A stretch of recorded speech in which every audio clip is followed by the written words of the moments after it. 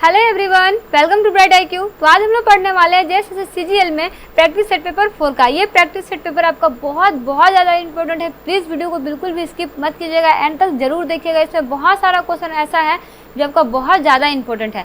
चलिए बिना लेट के हम लोग स्टार्ट करते हैं सामान्य अध्ययन के फर्स्ट क्वेश्चन से, जो है आपका कि हाल ही में निम्नलिखित में से कौन सा देश पाकिस्तान के 2 अरब डॉलर के कर्ज का पुनः निवारण करने पर सहमत हो गया। बताइए कौन सा देश है? तो जी हाँ, वो देश है आपका चीन। चीन जो है वो आपका 2 अरब डॉलर कर्ज को पुनर्निर्धारण करने पर सहमत हो गया। वही नेक्स्ट क्वेश्चन है आपके पास कि प्रतिष्ठित पक्षी लोगों के बदलने के बाद ट्विटर पर नया लोगो किया गया। नया लोगो कौन किया गया? बताइए। तो जी हाँ, नया लोगो यहाँ पे वर्णमाला का X किया गया है। क्या किया गया है? नया लोगो जो है आपका बदल करके X कर दिया गया है। इसे आप याद रखिएगा, बहुत इंपॉर्टेंट क्वेश्चन है। ये आपका करंट अफेयर्स का क्वेश्चन है ना, इसे बिल्कुल भी मिस मत कीजिएगा। नेक्स्ट क्वेश्चन है आपके पास की पुस्तक a brief history of time किसके द्वारा लिखा गया? बताइए किसके द्वारा लिखा गया? तो जी हाँ, a brief history of time जो है वो आपका स्टीफन हॉकिंस के द्वारा लिखा गया है। चलिए, स्टीफन हॉकिंस के द्वारा और बहुत से प्रसिद्ध किताब लिखे गए हैं जिसको आपको याद रखना बहुत ज़रूरी है। जैसे अगर आपका फर्स्ट पुस्तक की बात करते हैं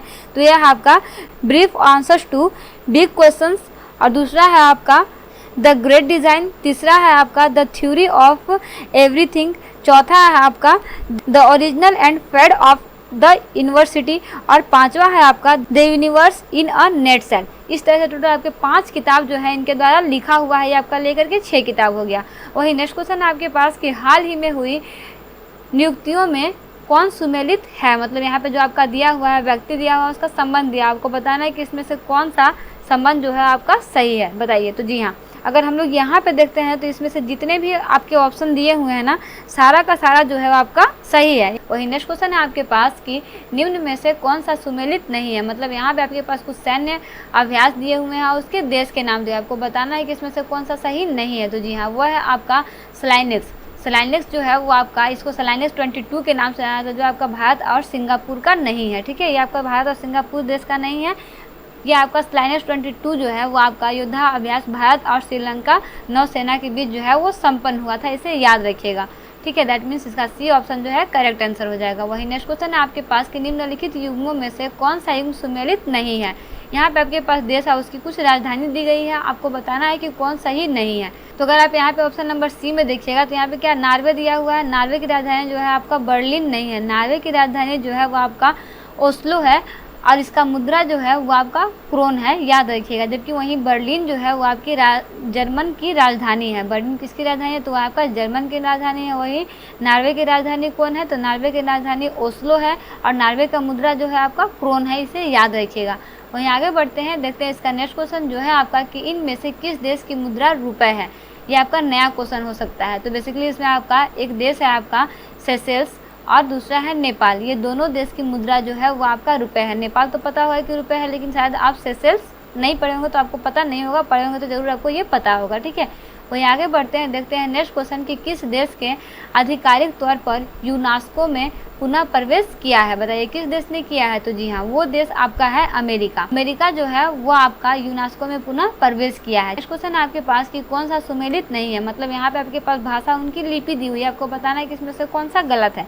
तो जी हाँ, अगर आपने पढ़े होंगे तो आप देखते के साथ ही बता दीजिएगा कि हम लोग बहुत बार पहले फॉर्म में भी भरते थे जब हम लोग छोटे क्लास में हुआ करते थे कि अंग्रेजी जो है वो किसकी लिपि है? तो अंग्रेजी की लिपि जो है वो आपका रोमन होता है, जबकि हिंदी की लिपि देवनागरी होती है। वहीं आगे बढ़ते हैं, देखते हैं नेक्स्ट क्वेश्चन जो है आपका कि महात्मा बुद्ध के संबंध में निम्नलिखित कथन में से कौन सा सही कथन है?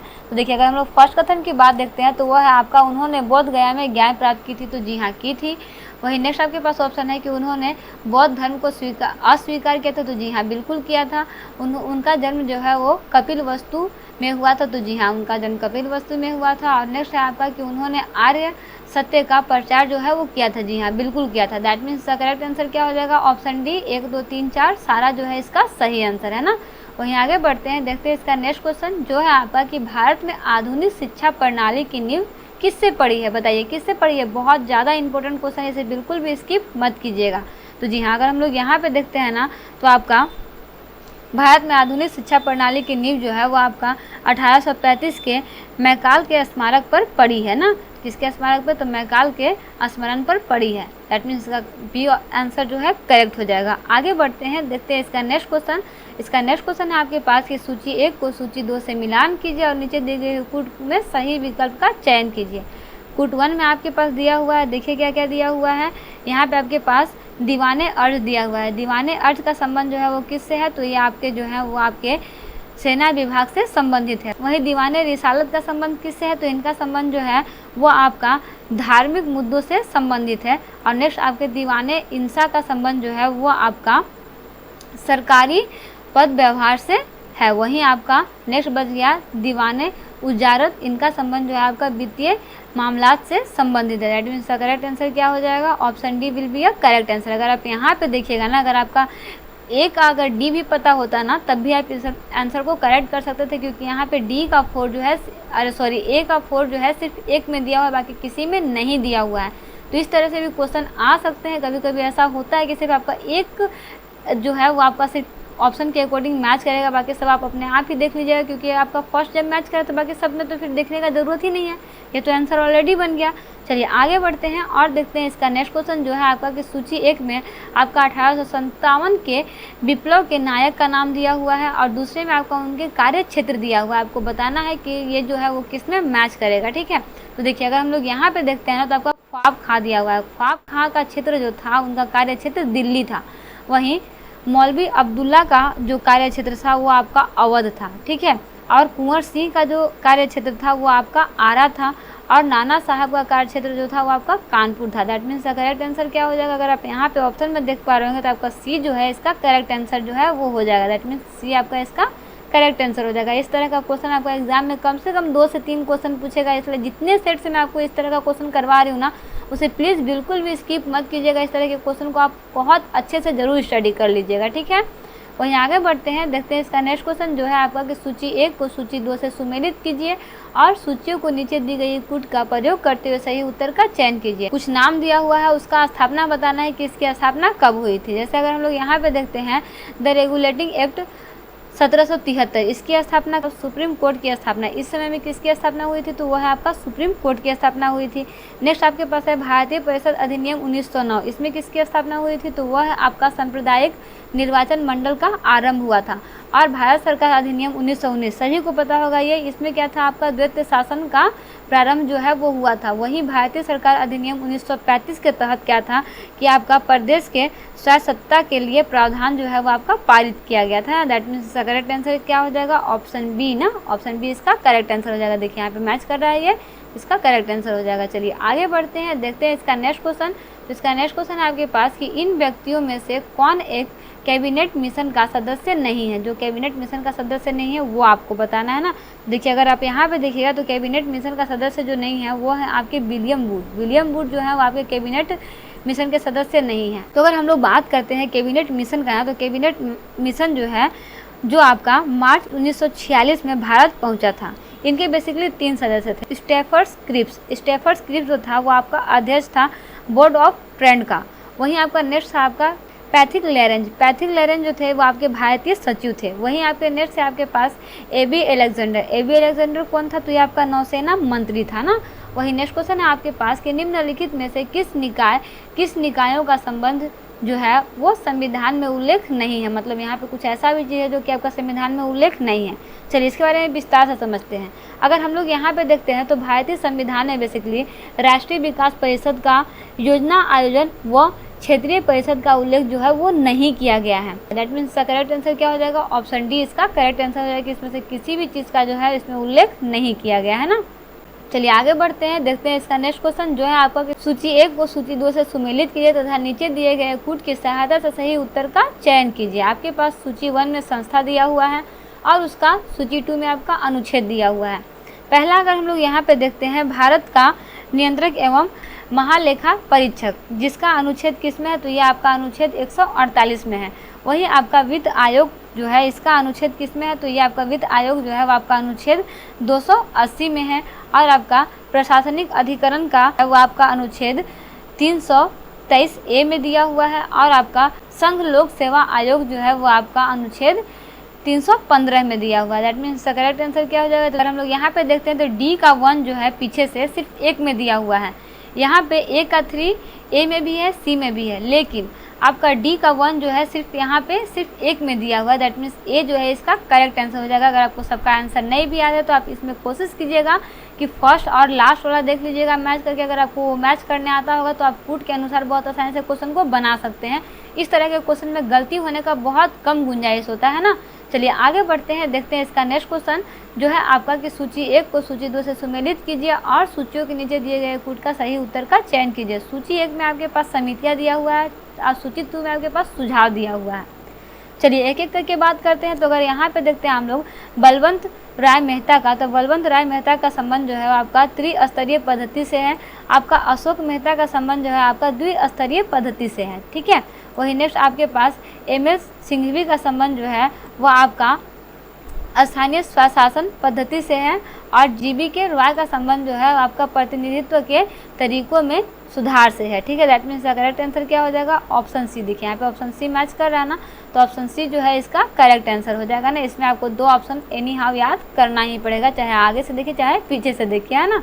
चलिए आगे बढ़ते हैं, देखते हैं इसका नेक्स्ट क्वेश्चन। तो इसका नेक्स्ट क्वेश्चन है आपके पास कि निम्नलिखित में से किस संविधान संशोधन अधिनियम से नगर पालिकाओं को संवैधानिक परिस्थिति की गई है। बताइए किस संविधान के अनुसार ऐसा हुआ है। तो जी हाँ, अगर हम लोग यहाँ पे देखेंगे 74वें संविधान अधिनियम 1992 के तहत जो है वह आपका नगर पालिकाओं को संवैधानिक दर्जा प्रदान किया गया है ना। तो ये आपका बी ऑप्शन जो है इसका करेक्ट आंसर हो जाएगा। वही नेक्स्ट क्वेश्चन है आपके पास कि भारतीय रिजर्व बैंक आरबीआई के संबंध में निम्नलिखित कथनों पर विचार कीजिए। आपके पास नंबर 1 में आपके पास है कि वह केंद्र सरकार का बैंकर है। नंबर 2 में आपका कि वह मौद्रिक नीति बनाता है और लागू करता है, या फिर वह अंतर्राष्ट्रीय मुद्रा कोष के सिलसिले में सरकार के एजेंट के रूप में काम करता है, या फिर वह भारत सरकार के ऋणदाता कार्यक्रम को संचालित करता है। इस कथन में कौन सा कथन सही है, आपको बताना है कि इसमें से सही कथन कौन सा है। तो देखिए अगर हम लोग यहाँ पे देखेंगे ना तो इसका चारों का चारों कथन जो है ना आपका सही है। दैट मीन्स करेक्ट आंसर क्या हो जाएगा, ऑप्शन सी। चलिए आगे बढ़ते हैं, देखते हैं इसका नेक्स्ट क्वेश्चन जो है आपका कि उदारीकरण, निजीकरण और भूमंडलीकरण की नई आर्थिक नीति घोषणा की गई। प्रधानमंत्री किसके प्रधानमंत्री के अवधि में की गई है। तो जी हाँ, यह आपका भारत में उदारीकरण, निजीकरण और भूमंडलीकरण की नई आर्थिक नीति जो है वो आपका 1991 में, कब 1991 में तत्कालीन प्रधानमंत्री बीपी नरसिम्हा के द्वारा जो है वो किया गया था ना। इसे याद रखिएगा, ठीक है। बहुत इंपॉर्टेंट क्वेश्चन है ये, आपका करंट अफेयर्स जैसा ही क्वेश्चन है, तो इसे बहुत अच्छे से रिवीजन कीजिएगा ना। वही नेक्स्ट क्वेश्चन आपके पास कि प्रच्छन्न बेरोजगारी का सामान्यतः अर्थ होता है कि, मतलब प्रच्छन्न बेरोजगारी का सामान्यतः अर्थ क्या होता है। तो जी हाँ, प्रच्छन्न बेरोजगारी का सामान्यतः अर्थ होता है कि श्रमिक की सीमांत उत्पादकता जो है वो शून्य होता है। अब बताइए शून्य कैसे होता है। तो देखिए जब किसी काम में जितनी श्रमिक की आवश्यकता वास्तव में होती है उससे अधिक लोग काम पर लगे होते हैं, तो इस तरह की बेरोजगारी को छिपी या फिर प्रच्छन्न बेरोजगारी कहा जाता है। इसीलिए आपका श्रमिक की सीमांत उत्पादकता शून्य होती है ना। चलिए आगे बढ़ते हैं, देखते हैं इसका नेक्स्ट क्वेश्चन जो है आपका कि योजना आयोग के संदर्भ में निम्नलिखित कथन पर विचार कीजिए। आपके पास कथन 1 में दिया हुआ है कि यह एक संवैधानिक एवं परामर्शदात्री निकाय था, या फिर प्रधानमंत्री योजना आयोग के पदेन अध्यक्ष होते थे, या फिर 1 जनवरी 2016 के योजना आयोग के जगह नीति आयोग ने ले ली है। उपर्युक्त कथन में से कौन सा कथन जो है वो आपका सही है। तो देखिए ऑप्शन सी इसका करेक्ट आंसर है, क्योंकि यहाँ पे आपका 1 और 2 जो है वो आपका सही है। यह एक संवैधानेतर और परामर्शदात्री निकाय है, और दूसरा आपका प्रधानमंत्री योजना आयोग के पदेन अध्यक्ष होते हैं। ठीक है, दैट मीन्स करेक्ट आंसर क्या हो जाएगा, ऑप्शन सी। 1 और 2 जो है वो सही है, आपका 3 जो है वो गलत है। इसमें ऐसा क्यों गलत है, क्योंकि इसमें अगर आप देखिएगा तो इसमें आपका 1 जनवरी 2015 में योजना आयोग की जगह जो है वो नीति आयोग ने ले ली थी। ठीक है, इसलिए ये आपका आंसर जो है ये आपका सी ऑप्शन जो है वो गलत होगा। आगे बढ़ते हैं, देखते हैं इसका नेक्स्ट क्वेश्चन जो है आपका इनमें से कौन खाद्य श्रृंखला का निर्माण करता है। बताइए इसमें से कौन है जो खाद्य श्रृंखला का निर्माण करता है। तो जी हाँ, खाद्य श्रृंखला का निर्माण जो है आपका ऑप्शन बी करता है। पहले घास, फिर बकरा और फिर आदमी। ठीक है, इस तरह से ये सर्कल जो है वो चलते रहता है ना। चलिए अगर हम लोग इसमें देखते हैं तो खाद्य श्रृंखला का क्रम जो है वो प्राथमिक उत्पादक, प्राथमिक उपभोक्ता और द्वितीय उपभोक्ता तथा तृतीय उपभोक्ता जो है वो होता है ना। वही नेक्स्ट क्वेश्चन है आपके पास कि निम्नलिखित में से कौन सुमेलित नहीं है। ठीक है, यहाँ पे आपको बताना है कि इसमें से कौन है जो आपका गलत है। तो देखिए अगर हम लोग यहाँ पे ऑप्शन नंबर सी में देखते हैं तो आपका इसमें क्या है, बांदीपुर उद्यान दिया हुआ है, बांदीपुर राष्ट्रीय उद्यान दिया हुआ है। बांदीपुर राष्ट्रीय उद्यान जो है वो आपका तमिलनाडु में स्थित नहीं है। ये आपका कहाँ स्थित है, तो ये आपका कर्नाटक राज्य में स्थित है। ठीक है, इसे याद रखिएगा।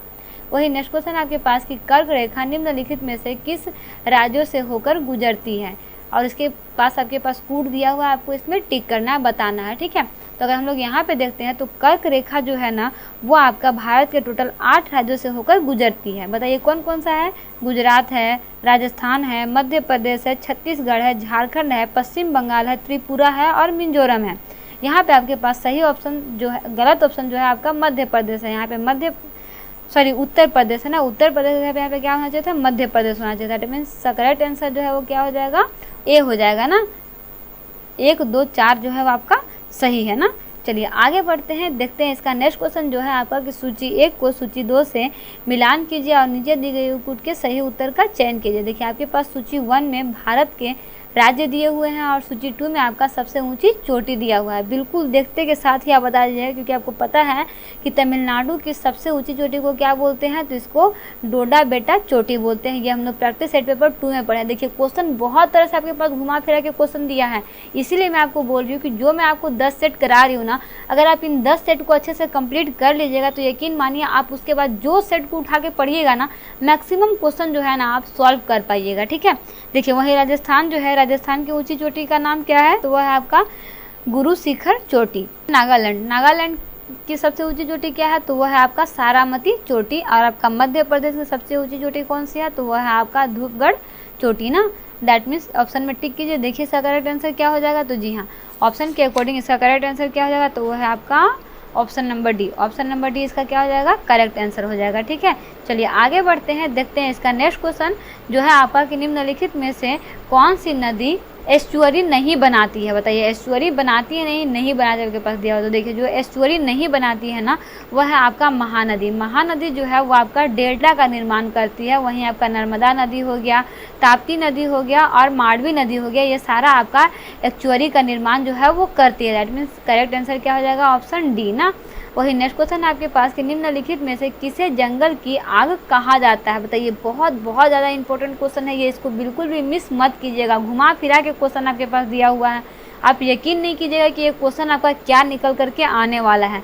देखिए हम लोग जानते हैं ना, हम लोग का झारखंड का राजकीय पुष्प क्या है, तो हम लोग का झारखंड का राजकीय पुष्प जो है वो आपका पलाश है। पलाश को बेसिकली ढाक बोला जाता है। अब यही ढाक जो है ना, इसका आपका साइंटिफिक नेम जो है वो आपका ब्यूटिया मोनोस्पर्मा दिया हुआ है।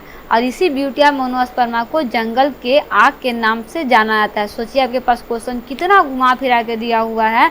यकीन मानिए अगर आप इन सारे क्वेश्चन को अच्छे से प्रैक्टिस नहीं कीजिएगा ना तो आपका ये एग्जाम क्रैक नहीं होगा। देख रहे हैं ना, सिंपल सा ही आपका क्या है कि अगर आपके पास साइंटिफिक नेम दिया था तो आप आसानी से बना लेते हैं। क्वेश्चन आपके पास क्या दिया हुआ है, जंगल की आग। अब इसे जंगल की आग क्यों कहते हैं, तो अगर आपने देखा होगा तो पलाश का फूल जो है ना वो आपका लहलहाते हुए पूरे रेड कलर में बहुत ज़्यादा खूबसूरत, ऐसा होता है जैसे मानो आग निकल रहा है ना, इसीलिए बेसिकली इसे आग का जंगल जो है वो कहा जाता है। किसे कहा जाता है, पलाश के फूल को, पलाश को कहा जाता है ना। ठीक है, और पलाश का फूल क्या है, वो आपका झारखंड और साथ ही साथ उत्तर प्रदेश का जो है वो आपका राजकीय पुष्प है। राष्ट्रीय नहीं, राजकीय पुष्प है, क्योंकि ये राज्य में उगता है ना। वही नेक्स्ट क्वेश्चन आपके पास कि कोयले के संचित भंडार की दृष्टि से भारत के राज्यों का निम्नलिखित में से सही अवरोही क्रम कौन सा है। अवरोही क्रम यानी कि बढ़ते से घटते की तरफ। तो देखिए सबसे ज़्यादा जो है आपका कोयला कहाँ पाया जाता है, तो वह है आपका झारखंड में। झारखंड के बाद उड़ीसा में, फिर छत्तीसगढ़ में, फिर मध्य प्रदेश में। इतना दिमाग आपको लगाने का ज़रूरत ही नहीं है। अगर आपको याद है कि सबसे ज़्यादा कोयला जो है आपको झारखंड में पाया जाता है, सबसे कम मध्य प्रदेश में पाया जाता है। तो इस वजह से बेसिकली आज की वीडियो में हम लोग सामान्य अध्ययन से टोटल 30 के 30 क्वेश्चन को सॉल्व कर चुके हैं। ये सारा क्वेश्चन आपका एग्जाम पॉइंट ऑफ व्यू से बहुत ज़्यादा इंपॉर्टेंट है। सारे क्वेश्चन को अच्छे से प्रैक्टिस करते रहिए। क्वेश्चन में कोई भी प्रॉब्लम हो प्लीज़ कमेंट बॉक्स में कमेंट जरूर कीजिएगा। और एक रिक्वेस्ट है आपसे, प्लीज़ जितना हो सके उतना इस वीडियो को जरूर शेयर कीजिए। सारा क्वेश्चन आपका शिवांगन पब्लिकेशन की बुक से कवर किया गया है। सारा क्वेश्चन आपका एग्जाम पॉइंट ऑफ व्यू से बहुत इंपॉर्टेंट है। क्वेश्चन ही नहीं, इसमें जो है आपको बेसिक फैक्ट बता रही हूँ ना, वो फैक्ट आपका बहुत ज़्यादा हेल्पफुल होने वाला है। तो प्लीज़ इसे सभी के साथ जरूर शेयर कीजिए। मिलते हैं नेक्स्ट वीडियो में एक इंपॉर्टेंट पार्ट, एक इंपॉर्टेंट टॉपिक के साथ। Thanks for watching, like share and subscribe bright IQ।